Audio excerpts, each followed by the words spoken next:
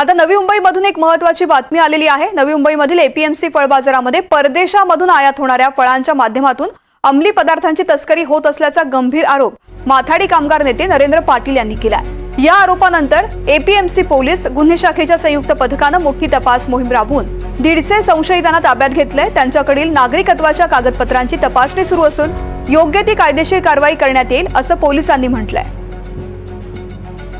प्रथमेश गडकरी माझे सहकारी या संदर्भातली माहिती देत आहेत। प्रथमेश, कोट्यावधींची उलाढाल एपीएमसी मार्केटमध्ये होते, मात्र या स्वरूपाच्या गंभीर आरोपांमुळे खळबळ माजलेली आहे।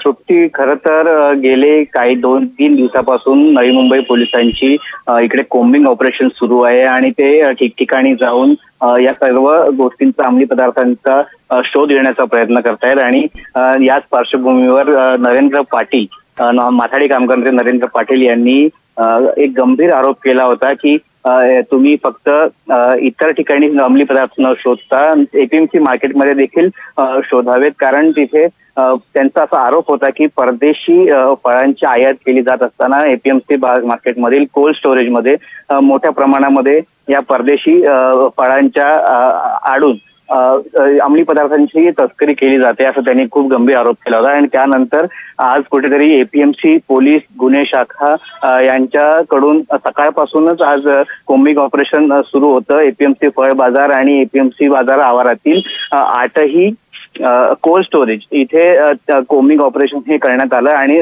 कसून अगदी चौकशी तपासणी करण्यात आली एपीएमसी पोलिसांच्या मार्फत।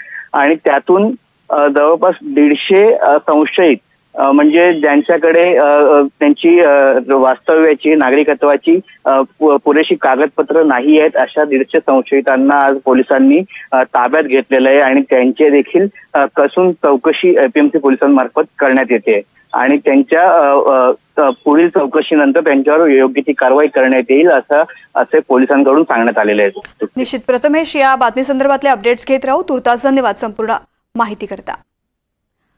तर एपीएमसी फळ बाजारामध्ये अंमली पदार्थांची तस्करी सुरू आहे असा आरोप करण्यात आलेला आहे। माथाडी कामगार नेते नरेंद्र पाटलांचा हा आरोप आणि त्यानंतर पोलीस ऍक्शन मोडवरती आले। 150 संशयितांवरती पोलिसांनी कारवाई करत त्यांची चौकशी सुरू केलेली आहे।